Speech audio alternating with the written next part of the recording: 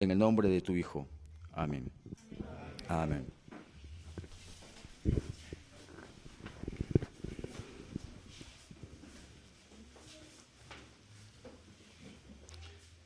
Queridos amigos, les doy la bienvenida en el nombre del Padre por estar reunidos acá.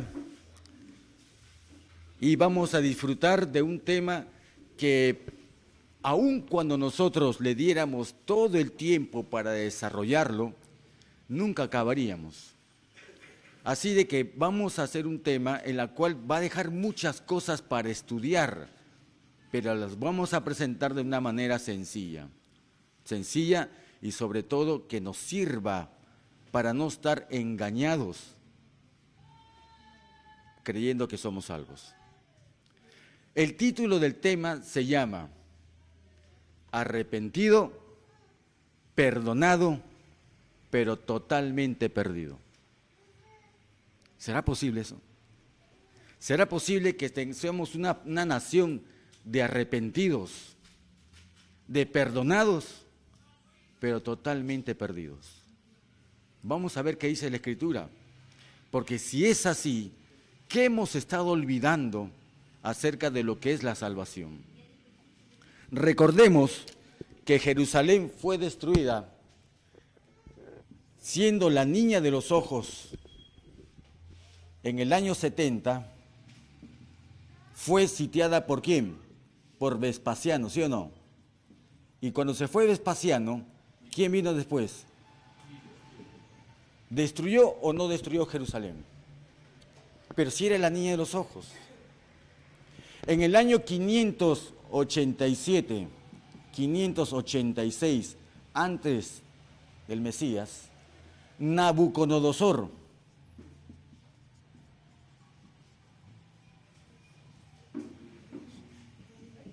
destruyó Jerusalén. Pero ¿cómo es posible que el pueblo privilegiado en la tierra por el Padre Celestial, a quien envió profetas, se le dio la ley, se le dio el mensaje, pueda permitir que un pagano babilónico lo destruya en el año que se menciona? ¿Cuándo ocurrió esto? Escuchen bien, esto ocurrió un 30 de agosto. No se asusten, no vamos a predicar fechas. Pero qué coincidencia que en el año 70, después del Mesías, también un 30 de agosto, se fue destruida Jerusalén.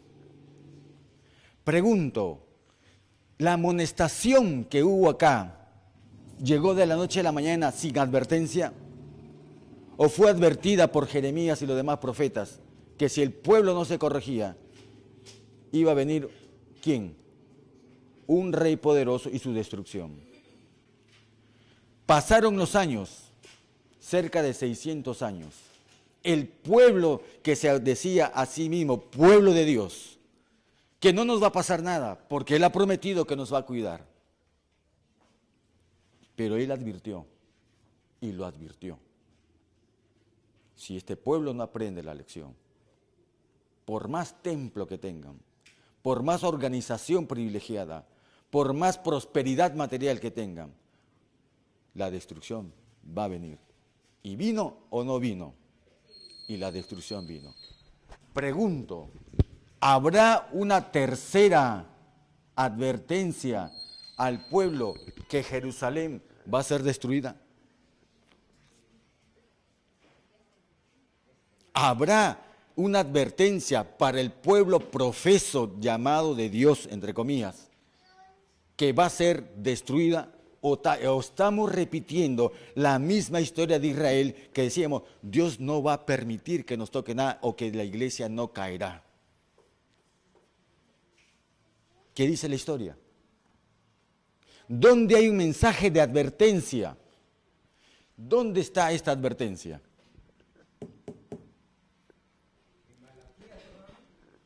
Ya, puede leerlo, hermano. Usted aquí, como decimos, tenemos el formato de todos participar, somos una comunidad. He aquí, el capítulo 4, el versículo 5 dice, he aquí, yo os envío el profeta Elías antes que venga el día de Jehová Esa es la advertencia. Gracias, hermanito. Bien, miren cómo el Nuevo Testamento se va a apoyar en el Antiguo y todo va a ser un solo mensaje. ¿Dónde está este mensaje de la advertencia de la tercera y definitiva destrucción? ¿Dónde está?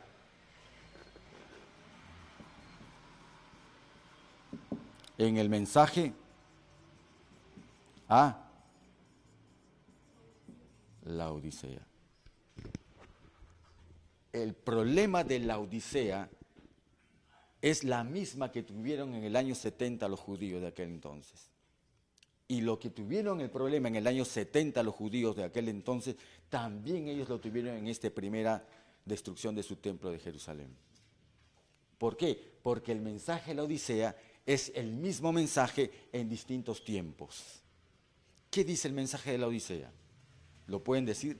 ¿Lo pueden leer? ¿Lo pueden expresar? ¿Qué dice el mensaje de la Odisea? Léanlo, búsquenlo, participen.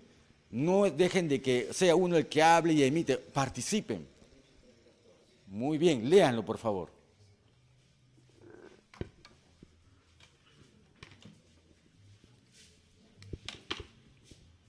Yo conozco tus obras, que ni eres frío ni caliente, ojalá fueses frío o caliente. Pero por cuanto eres tibio y no frío ni caliente, te vomitaré de mi boca. Porque tú dices, yo soy rico y me he enriquecido, y de ninguna cosa tengo necesidad.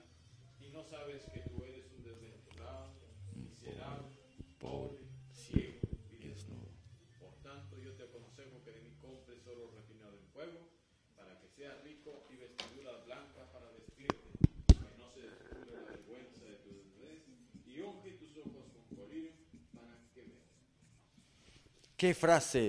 ¿Con qué frase el Maestro, el Mesías, el Emanuel, qué dijo? ¿Con qué frase? Que serían esa expresión, aplíquenla a estas dos etapas de la historia y verán que es lo mismo. ¿Vomitar qué es? Sacar de las entrañas algo y esparcirlo. ¿Qué pasó acá? ¿No fueron vomitados? ¿Qué pasó acá en el año 70? No fueron vomitados y esparcidos hasta el año de 1948 cuando vuelve a hacerse el Estado de Israel. ¿Y ustedes creen que acá él va a mentir? Eso es lo que nosotros debemos entender. Creemos que la advertencia que está en el mensaje de la Odisea es una advertencia para reírnos. Es una advertencia como que un padre amenaza a un hijo. Mira que si no lo hace te mete un palmazo. Como si fuera un chiste. Pero qué irresponsabilidad. Déjeme decir algo. Por eso nosotros tenemos que entender algo. ¿Qué irresponsabilidad y pecado hay en los pastores de las iglesias? Enseñando una cómoda manera de creer de que él no va a cumplir lo que ha dicho que va a cumplir. Por eso por eso es tan abarcante. Los dirigentes religiosos han aprendido de la historia las mañas para poder mantener un pueblo cautivo. Y en esta última etapa de la historia, el mensaje de la Odisea, ¿a quién va dirigido? En primer lugar. En primer lugar, ¿a quién va dirigido? ¿A quién? Muy bien. ¿Y quién sería el ángel de la iglesia de la Odisea? ¿Quiénes serían? Todos los dirigentes son en primer lugar los responsables de esta condición para ser vomitados. Tan igual como lo fueron los fariseos y escribas en la época del año 70.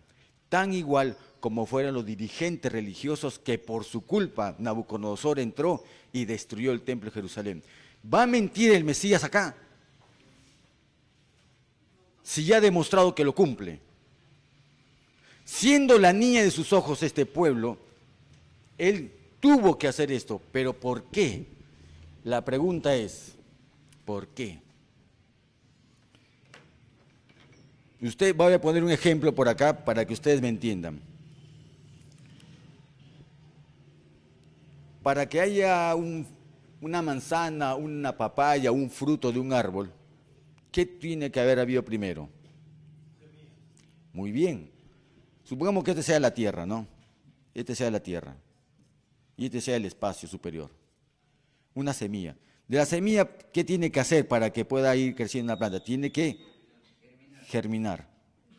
Todavía está bajo tierra. Pasa el tiempo y esa semilla ya se ha abierto totalmente y hay una plantita chiquita nomás. ¿Sí o no? Y ya tiene raíces. Pasa el tiempo, esa semilla prácticamente ha desaparecido y hay varias raíces, hay un tronquito y está más fuerte cada día. Y pasa el tiempo, ya es una raíz fuerte, es un árbol completo, tiene ramas, y esas ramas ¿qué dan? Fruto. ¿Sí o no? ¿Qué pasa con el pueblo de Israel? Tanto en el pasado como en el presente. ¿Tienen una mota? Ok. ¿Qué es lo que pasa en el antiguo Israel y qué pasa en el presente?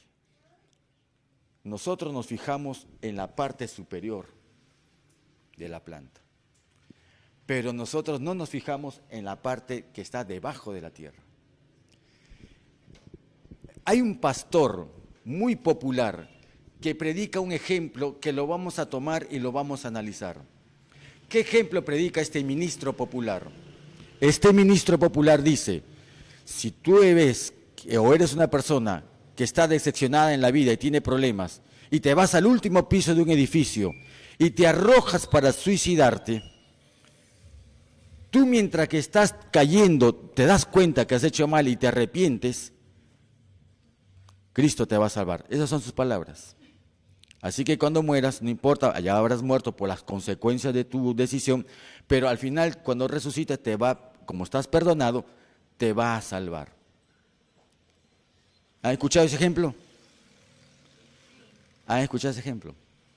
Vamos a ver si es cierto lo que se dice y lo que se enseña.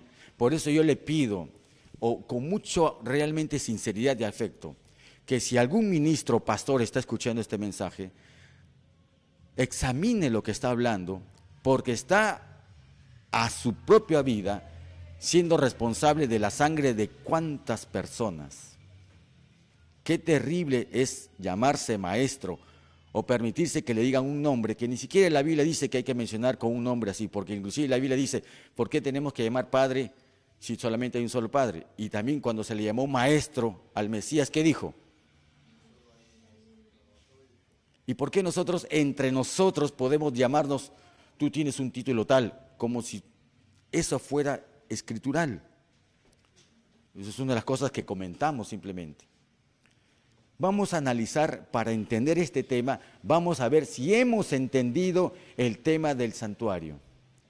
Puedo borrarlo, pero no se olviden de lo que yo les he puesto este ejemplo de la semilla, por favor. Inclusive voy a borrar esta parte y voy a dejarlo porque ese ejemplo nos va a servir mucho a nosotros. Mucho a nosotros. Ya. Vamos a ver el ejemplo del santuario. Antes de hablar del ejemplo del santuario y de las fiestas del santuario, les hago una pregunta. ¿Cuándo es salvo el hombre? ¿O qué necesita para ser salvo?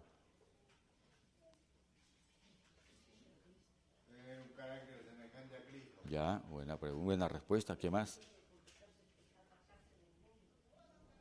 Ya. ¿Por qué los evangélicos dicen que no es necesario guardar la ley para ser salvo? ¿En qué se basan? Porque ellos se tienen que basar en algo. Para engañar hay que poner un poco de verdad. Acuérdense de eso. Para engañar, todo ministro tiene que poner un poco de verdad y el resto debe ser falso. También otra forma de engañar es decir varias partes en verdad, como decir, voy a poner un ejemplo, ¿cómo se engaña? La palabra amor, ¿cuántas letras tiene? ¿Cuántas letras tiene? ¿Qué hace la teología? Separa la A, separa la M, separa la O y separa la R. Así de que aparentemente yo estoy estudiando la verdad, porque la palabra amor tiene 4 letras y yo estudio cada letra. Pero ¿en dónde viene el engaño?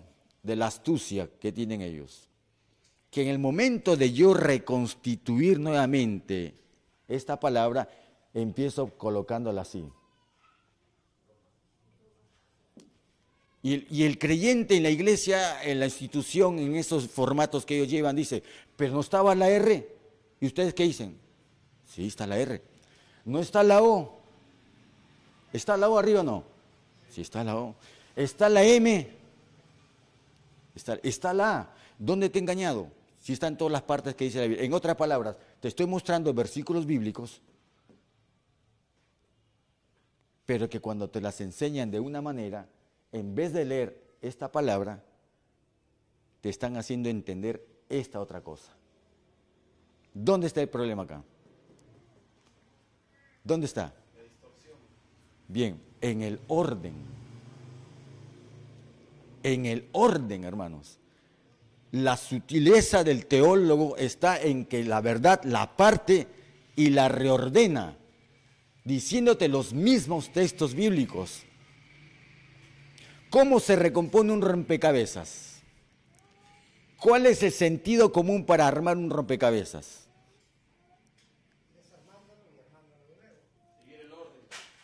Pero si saben cuál es el secreto para armar un rompecabezas, acuérdense, es ver primero la imagen original. Si yo te hubiera mostrado esta palabra antes de partirla, en el momento de ordenártela, tú te darías cuenta que te han engañado, ¿sí o no? Si yo tengo una fotografía en rompecabezas, para poder armar esa fotografía del rompecabezas, primero tengo que ver el original cómo era. Y después, ¿qué cosa? Voy armándola y voy viéndola si es conforme al original. Pero si nunca te muestran el original, es fácil llevar a un pueblo, ¿hacia dónde? Hacia el error. Lo que pasó con los judíos del antaño. Creían, practicaban la ley, no eran adúlteros, no mataban, daban el diezmo y fueron, ¿qué cosa? ¿Acaso yo les hago una pregunta? ¿El pueblo de Israel no iban todos los días con un animal a ser sacrificado para el perdón de sus pecados? ¿Y no fueron destruidos? ¿Por qué? Santo Padre, ¿por qué? Eso es lo que tenemos que entender hoy día. ¿Por qué siendo arrepentido, perdonado, al final fueron totalmente perdidos? Y nosotros, y el pueblo que me está escuchando, probablemente tenga la misma enfermedad que tenemos nosotros, el de ser arrepentidos, perdonados. Pero al final dirá la Escritura, nunca os conocí. Pero si en tu nombre hemos ido a la iglesia, en tu nombre hemos bautizado, en tu nombre hemos predicado, y eso será el clamor de todos los pastores que han de perecer por sus pecados. ¿Y qué pecados puede tener un pastor? O un dirigente de iglesia, o un miembro común, y me hablo a mí mismo, hermanos, que siendo arrepentido de un pecado que he cometido, que sé que sí he perdonado, porque el problema del hombre no es el perdón de Dios, perdona al pecador, sea quien fuese. Pero entonces surge una pregunta que yo quiero que lo reflexionen en el día de hoy. ¿Por qué si somos perdonados no nos lleva al cielo? ¿Por qué si somos perdonados cada día no nos lleva al cielo? ¿Por qué estaríamos diciendo, qué justicia habría en el Padre de que si me ha perdonado, ¿por qué no me llega al cielo? ¿Por qué no hacemos una noche de oración, de ayuno y nos pedimos perdón? ¿Y por qué no nos lleva inmediatamente en ese momento? ¿Por qué nos sigue dejando en la tierra para que después que hemos pedido perdón, para que después que nosotros nos hemos arrepentido, volvamos mañana a arrepentirnos, a pedir perdón otra vez por el pecado? Si es prácticamente un círculo vicioso, y eso es lo que predican en las iglesias, lamentablemente, sutilmente, en la iglesia que debió ser el baluarte y la luz en este mundo. ¿Por qué? Para hacer el círculo vicioso. ¿Cuánto desde 1844? ¿Cuántas generaciones hasta el 2013? ¿Cuántas generaciones ha habido de hombres que han conocido la verdad, han predicado la verdad, han tenido hijos, han muerto y los hijos siguen el mismo ciclo. Creen una verdad, predican la verdad, mueren y siguen sus hijos. ¿Por qué no corta ese ciclo vicioso si somos perdonados? ¿Por qué no en una generación que pidió perdón, por qué no hemos sido trasladados al cielo ya? Porque hemos sido arrepentidos, porque hemos sido perdonados, pero estamos en este momento totalmente perdidos.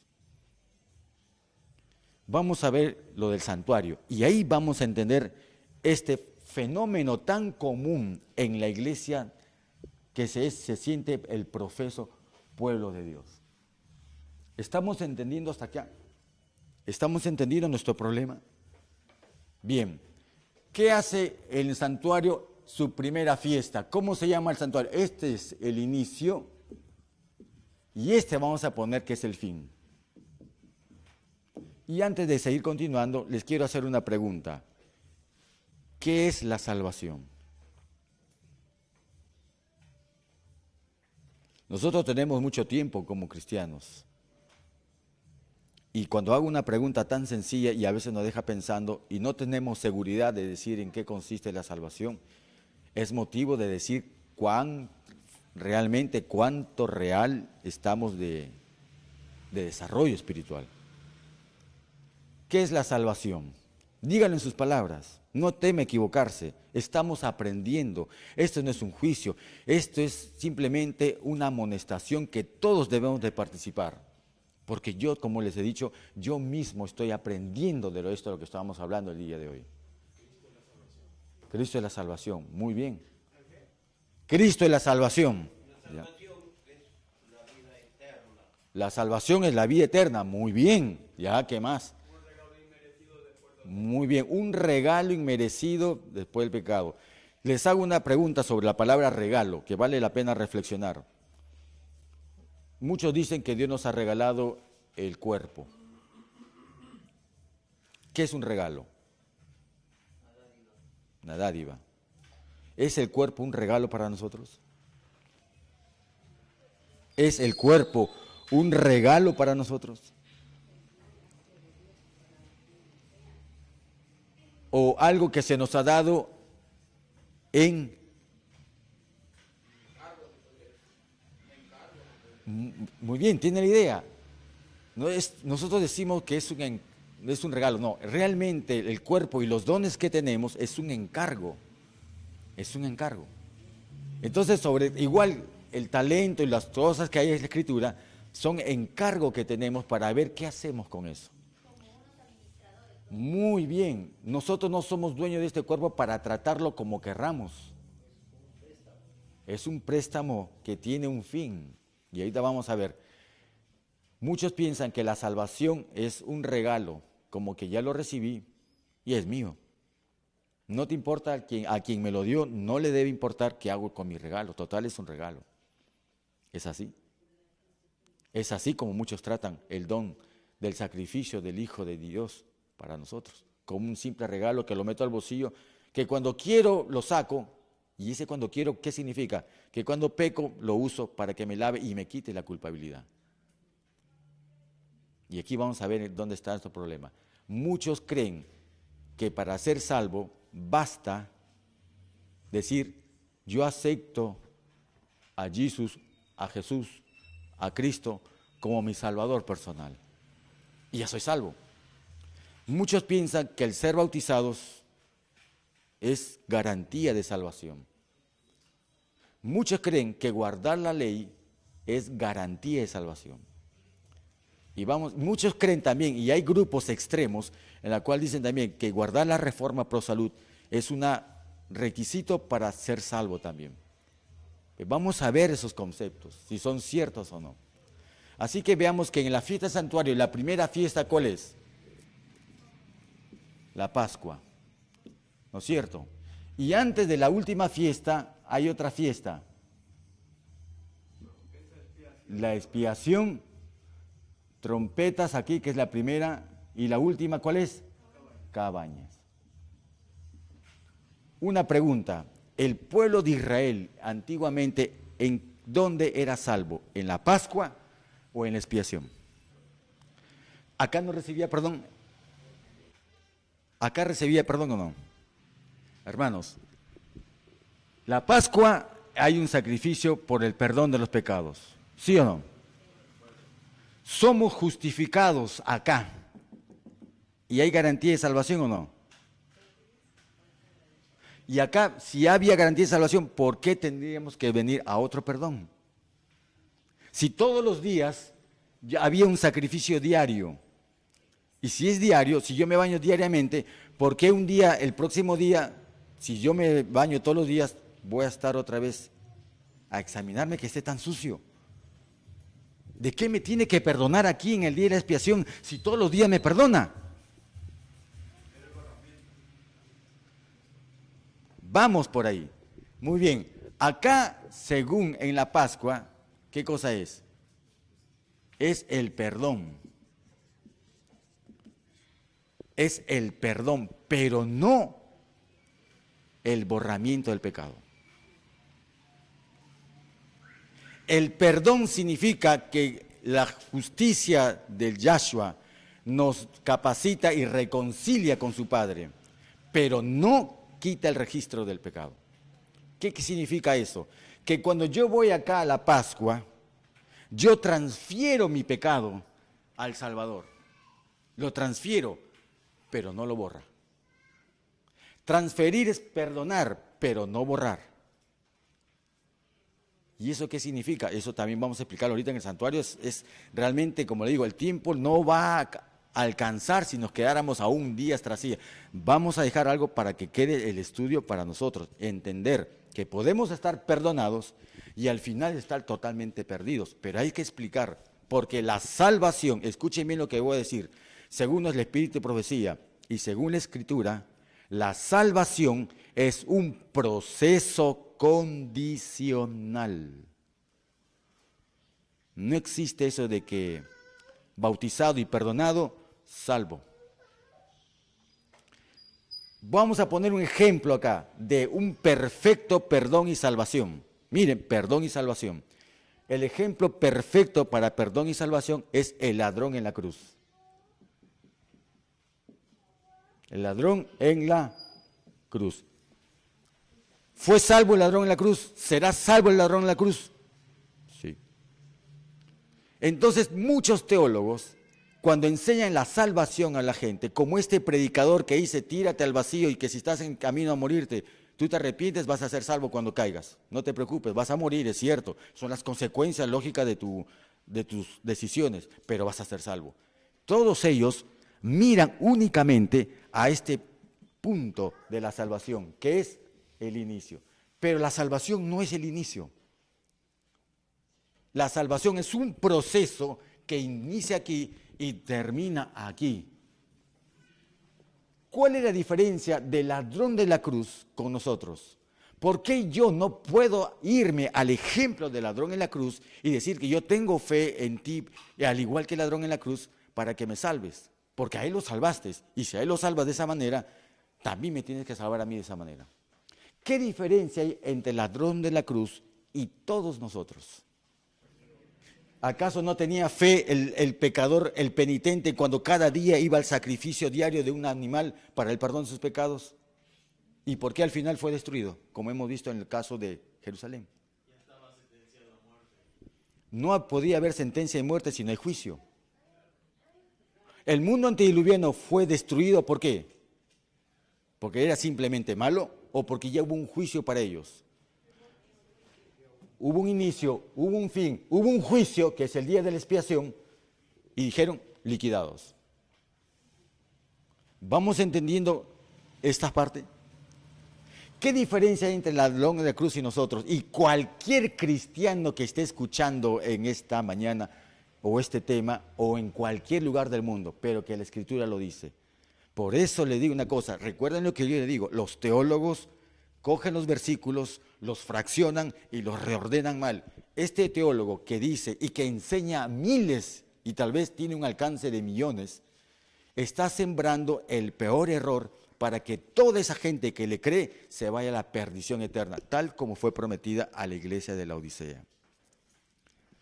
El ladrón de la cruz tuvo algo que nosotros no tenemos y nosotros tenemos algo que él no tuvo. ¿Cómo estaba el ladrón en la cruz en el momento que aceptó al Mesías?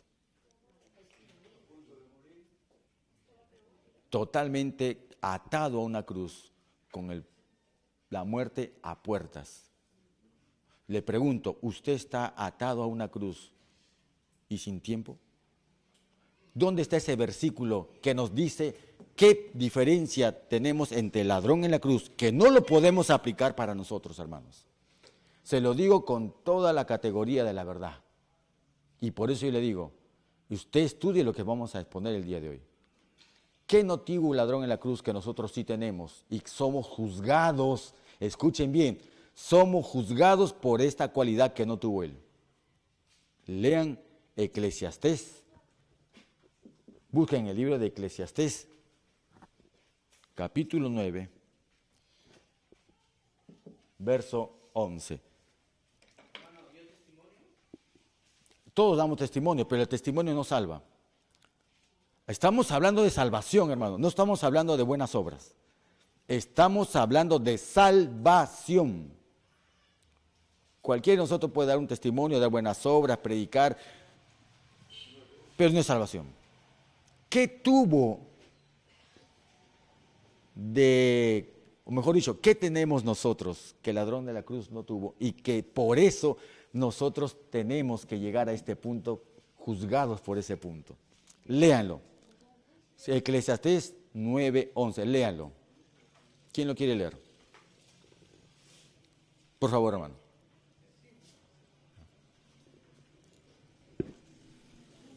Me volví y vi debajo del sol que ni es de los ligeros la carrera, ni la guerra de los fuertes, ni aun de los sabios el pan, ni de los prudentes la riqueza, Ya. ni de los elocuentes el favor, sino que tiempo y ocasión acontecen a todos. ¿Qué tenemos nosotros que no tuvo el ladrón en la cruz? Muy bien. Todo el proceso de la salvación, nosotros tenemos tiempo, ocasión. Un sinónimo de ocasión. Muy bien, oportunidad. Acuérdense lo que estamos diciendo, oportunidad.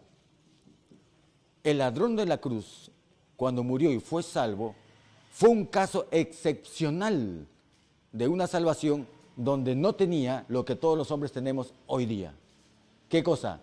Tiempo y oportunidad. ¿Pero para qué? Pero quiere decir que entonces yo tengo un tiempo de oración, que yo tengo que hacer obras para salvarme. Entonces, ¿dónde está la salvación que solamente es por Cristo?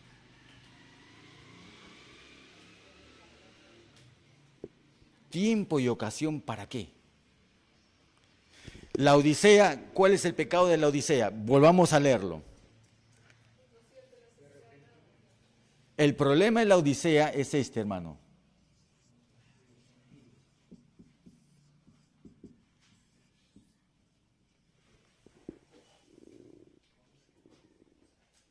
El problema de la Odisea es que no sabe. Yo les he hecho una pregunta hoy día. ¿Tiempo y ocasión para qué? Y estamos dubitando. En una parte de las escrituras dice aprovecha bien el tiempo. ¿Para qué? Eso en cuanto, claro, el consejo del predicador. Pero vamos a descubrir para qué. ¿Para qué tenemos tiempo y oportunidad nosotros? Y la Odisea hemos revelado, aquellos que me han escuchado, que realmente no sabemos para qué. Recuerden lo que les dije y lo voy a colocar acá. La salvación, eso amerita un tema aparte. Esto es un tema aparte que ojalá podamos tener un proyector para poder mostrar los textos en la cual vamos a saber este punto. La salvación, escuchen bien, hermanos, es un proceso condicional. Acá, si yo estoy condenado a muerte, la sangre y la justificación me evitan que se ejecute esa sentencia de muerte. Me sacan de la cárcel. Saliendo de la cárcel, ¿qué tengo? Tiempo y ocasión. ¿Para qué? Para que el proceso condicional, si lo cumplo aquí en el examen del juicio del día de la expiación, recién se borren los pecados que hemos cometido y que hemos pedido perdón. Voy a explicarlo mejor, pero ya voy definiendo esto. Todo pecado en el cual nosotros hemos pedido perdón, ha sido perdonado, se nos ha quitado la culpa, pero sigue registrado con el nombre de quién. ¿A nombre de quién está ese pecado perdonado? Sigue estando como que ese pecado lo cometió quién. A pesar que se lo he transferido al Mesías, ese pecado está registrado que lo cometió el Mesías o que lo cometimos nosotros. Muy bien, entonces, para hablarle ya, para ir armando el rompecabezas, la salvación consiste en que el pecado que fue perdonado en esa fecha amerita ser borrado aquí. Y yo les hago otra pregunta, a ver si somos laodicenses. ¿Qué requisito necesita el hombre para que el pecado que fue confesado, para el pecado que fuimos arrepentidos, para el pecado que fue perdonado, sea borrado? Mediador tenemos desde acá, porque el cordero que murió acá es prácticamente la garantía. El sumo sacerdote que hace con esa sangre, como dice el hermano, es el mediador. Pero seamos concretos, si el pecado acá perdonado me da la garantía, pero no la definición todavía de la salvación, y si la salvación acá consiste en el borramiento del pecado perdonado, ¿qué necesito o qué se necesita para que el pecado sea totalmente borrado? Hermanos, todos nosotros confesamos nuestros pecados. La Iglesia Adventista del Séptimo Día confiesa sus pecados. El laodicense confiesa sus pecados. El evangélico, el dominical, confiesa sus pecados. Israel todos los días iba al sacrificio. Voy a reafirmar vez tras vez este concepto. Israel iba todos los días con un sacrificio diario que al final fue destruido. Todos nosotros podemos estar confesando nuestros pecados y al final ser destruidos, ser vomitados. ¿Por qué? Porque no sabemos la condición, escuchen bien lo que digo, la condición esencial para que el pecado sea borrado, a pesar de que fue confesado. Porque si yo he confesado un pecado de la cual me he arrepentido, yo puedo llegar acá y que el juicio divino diga, no puede ser borrado este pecado.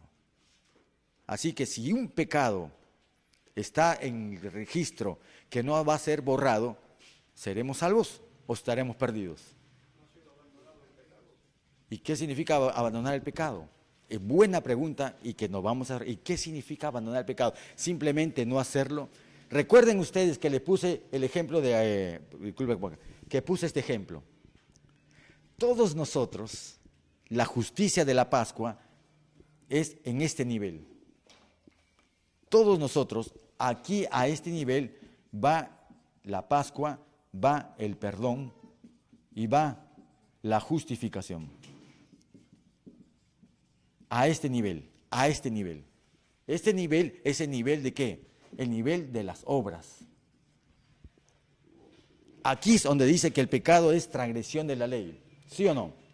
Cuando yo voy al santuario y le pido perdón y mi pecado es confesado, es perdonado. Quiere decir que el árbol, el fruto de los pecados, ¿qué cosa va a hacer?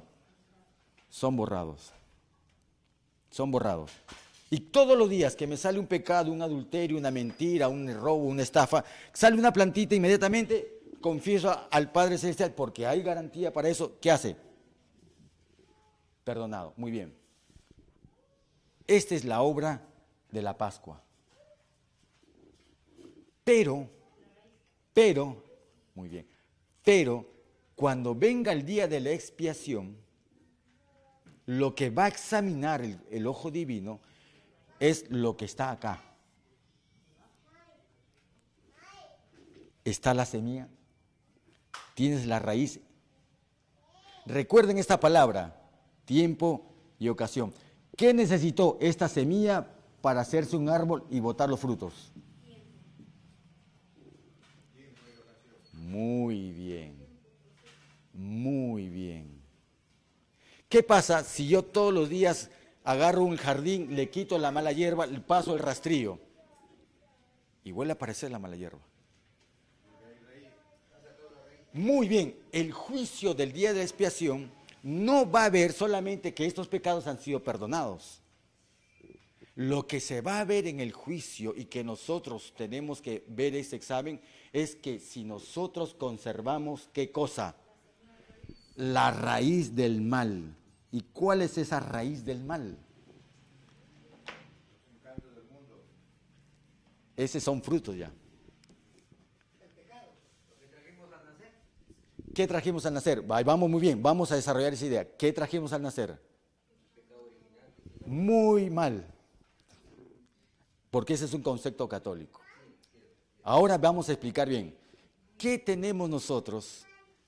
¿Qué hemos heredado? El pecado original. ¿Saben ustedes que hay adventistas, teólogos, a la cual se le paga suculentos sueldos, van a universidades y viajan por todo el mundo enseñando, en otras palabras, que nosotros heredamos el pecado original? Hay púlpitos que he escuchado personalmente que enseñan ese dogma tan venenoso del pecado original. Para entender este tema, vamos a resumir qué es pecado. Un niño, ¿qué ley ha transgredido para ser llamado pecador?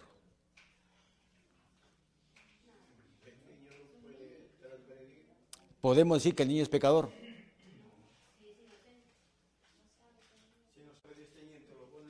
Entonces, vayamos, recuerden el tema, la última vez que estuve aquí presente y que nuestro hermano Ernesto habló acerca del santuario y los pecados. ¿Qué pecados teníamos que ver, hermanos? ¿Recuerda usted? El pecado de error, ¿no es cierto? Pero hablamos también en nuestro video anterior que hay otros pecados que no solamente son de error. Hay pecado de rebeldía, ¿sí o no? Recuerden, ¿sí o no? Pecado de debilidad. ¿Recuerdan o no? Vean, les sugiero que vuelvan a repasar ese video. ¿Y qué tiene que ver este tema con la salud? Hermanos, yo les voy a decir una cosa. Cuando veamos el panorama completo, la fotografía completa de lo que es salvación, y nos vamos a examinar a nosotros, vamos a ver qué horrenda situación nos encontramos.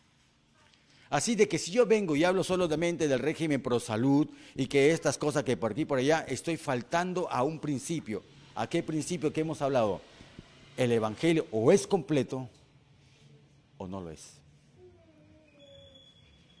¿De acuerdo? O es el evangelio completo o no lo es. Y es imposible hablar de salud sin hablar de salvación, porque es el mismo tema. Es el mismo tema. Les voy a poner un ejemplo. ¿Cómo es posible que yo quite los síntomas de una enfermedad sin quitar las causas? Por eso la enfermedad es cuando no se quitan las causas, vuelve. ¿Se dan cuenta por qué los médicos, qué hacen acá? Cortan el árbol, ¿qué hacen? Lo queman o lo envenenan. En otras palabras, cirugía, radioterapia, quimioterapia. ¿Pero por qué? Porque no han quitado las causas del mal.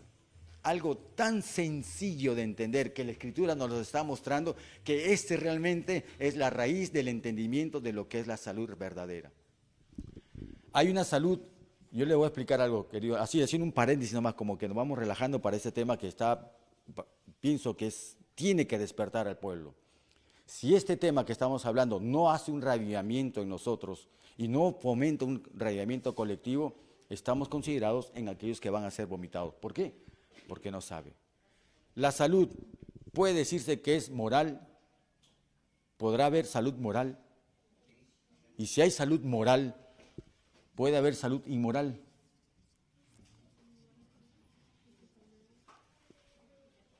Hermanos, les tengo una noticia. Hay salud moral y hay salud inmoral. ¿Cuál es la salud inmoral? Aquella de que solamente quiero que me quites los síntomas sin reeducar mi carácter. Sigo siendo el mismo tragón de siempre, sigo siendo el mismo intemperante de siempre, sigo siendo el mismo rebelde, el mismo desordenado. Esa salud es una salud inmoral. ¿Y quién promueve la salud inmoral? Aquellos que usan medicina.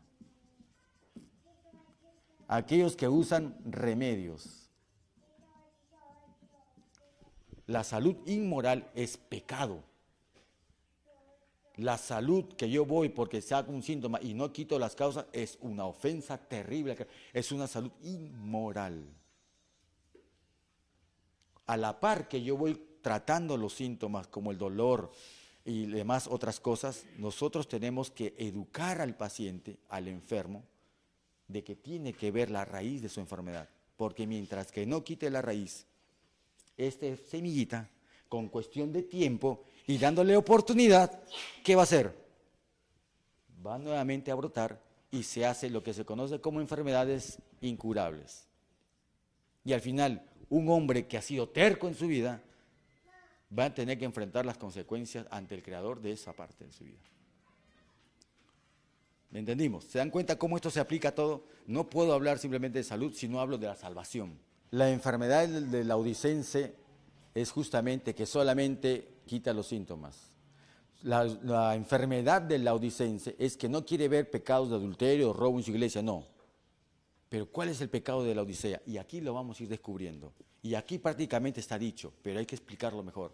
El pecado de la Odisea es que no quiere ver pecados visibles, mientras que conserva esta raíz.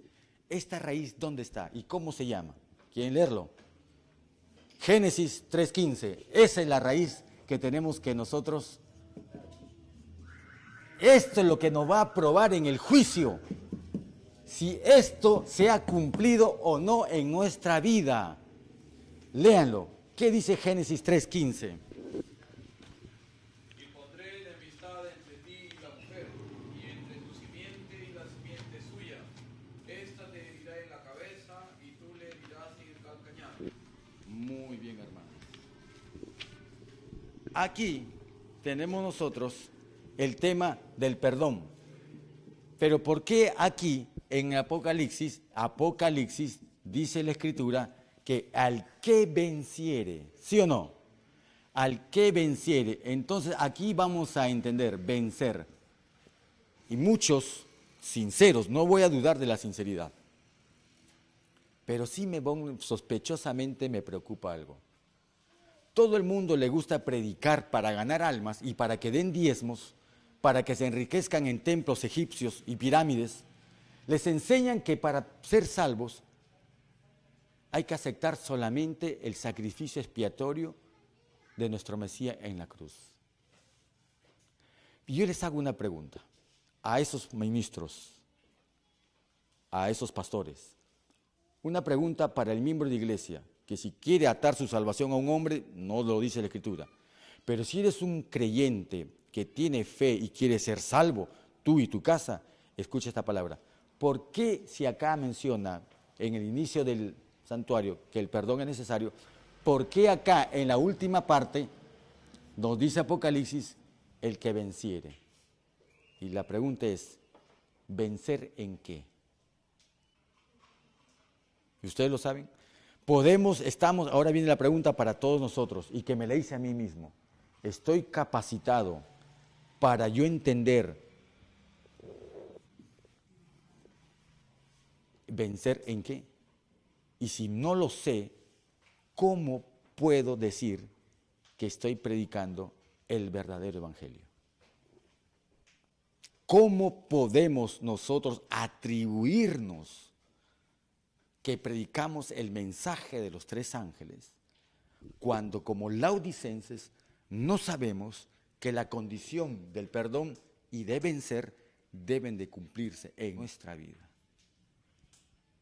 Pero muchos dicen, como distorsionando los textos, recuerden lo que les puse, la palabra amor se cortan las letras, simplemente te digo, ¿están las letras? Están las letras. Te las pongo de otra manera y dice otra cosa totalmente distinta. ¿Qué han hecho los predicadores modernos?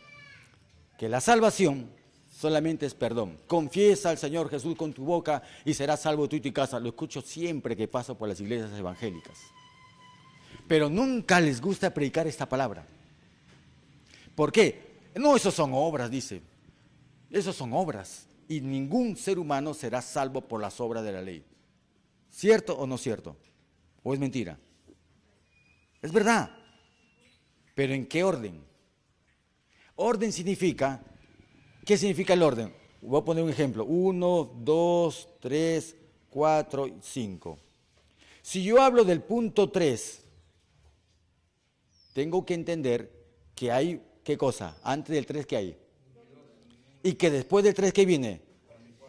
Cuando alguien te dice que ningún ser humano será salvo por las obras de la ley, te están diciendo un número, pero no te dicen los.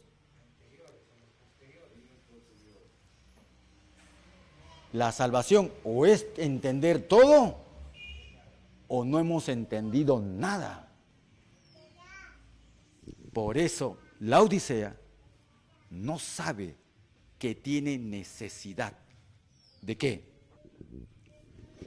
Escúcheme lo que dice el texto de la Odisea. No sabe la Odisea que tiene necesidad de qué. ¿De qué? Vestidura blanca. Esta es la vestidura blanca. La obra del santuario en nosotros, que empieza con el perdón y tiene que concluir para la salvación, ¿en qué? Vencer. Vencer.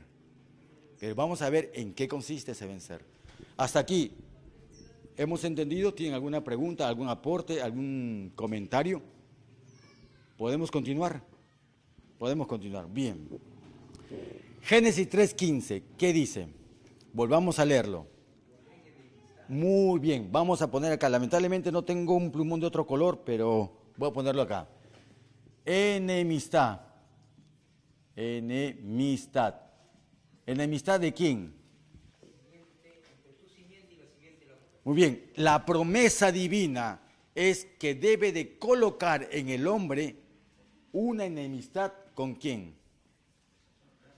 ¿Por qué? Porque todos nosotros, escuchen bien, y aquí tienen que parar bien las orejas, todos nosotros, nuestra semilla de mal, que aun cuando exteriormente no pequemos, entre comillas, la semilla de mal que tenemos todos nosotros es que nosotros todos nacemos, desde que pecó Adán, con una enemistad ¿contra quién? Todos nosotros somos enemigos de todos nosotros, sin necesidad de hacer algo malo, todos somos enemigos de Yahweh.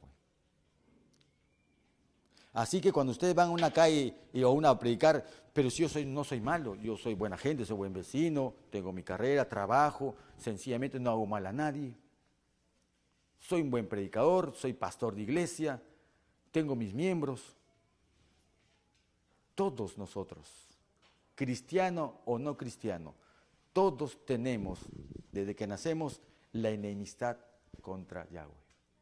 Así que si el problema es la enemistad contra Él, ¿cuál sería la solución? Vamos a leer el libro de Filipenses, capítulo 2, versículos 12 y 13.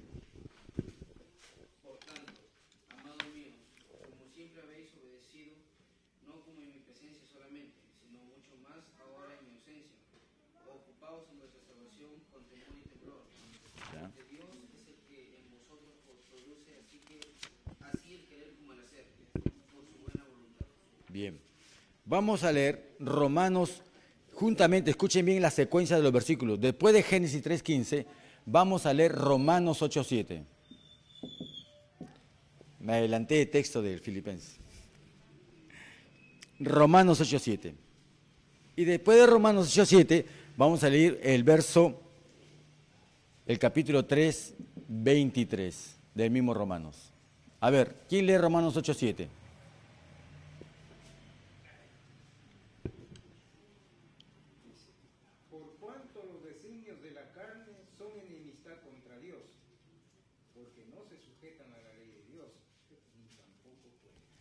¿Cuáles son los designios de la carne? ¿O hemos dejado de ser carne, hermano? No. Así que todos nosotros en esta carne somos naturalmente, ¿qué cosa? Enemigos del Padre Eterno. Todos.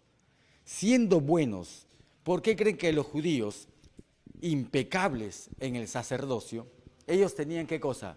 Pecados conocidos, eran impecables. Ante la ley, como dice Pablo, irreprensibles, pero fueron destruidos en el año 70.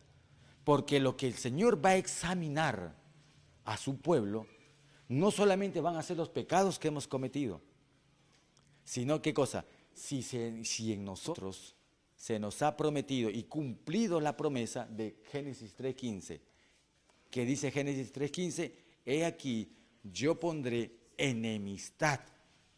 Pregunto, ¿tenemos nosotros enemistad con el pecado o todavía nos gusta el pecado?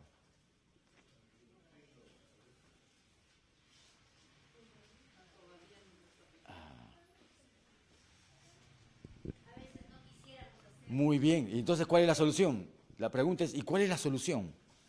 La solución es aquí el tema, ojalá, sí, todavía tenemos tiempo, no están aburridos, no están cansados. ¿Quieren cantar? ¿Quieren relajarse un rato para continuar? ¿Ya? ¿Ok? ¿Ya? Ok, nos vamos a desperezar un momento y vamos a reanudar, porque este tema tenemos que entenderlo no rápidamente, como si fuese tenemos que ir masticándolo, tenemos que irlo saboreando, porque depende nuestra vida. ¿Ya, hermanitos? Hermano, a ver, ¿quién va a dirigir un canto, un pequeño desperezamiento mental, físico?